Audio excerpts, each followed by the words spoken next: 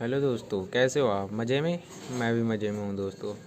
तो दोस्तों, वेलकम आपका मेरे चैनल पे। मैं राहुल आपका अपने चैनल पे फिर से वेलकम करता हूँ। दोस्तों, मैं आज आपको बताने वाला हूँ कि अगर आप सीए फाउंडेशन का कोर्स कर रहे हो तो आपकी बुक्स कैसी होगी, उसका सिलेबस वगैरह कैसा होगा। दोस्तों मैं आज आपको सिर्फ ये बताऊँगा कि उसकी बुक्स कैसी है। दोस्तों, बुक्स अनबॉक्सिंग का वीडियो लेके आया हूँ दोस्तों मैं आपके लिए आज।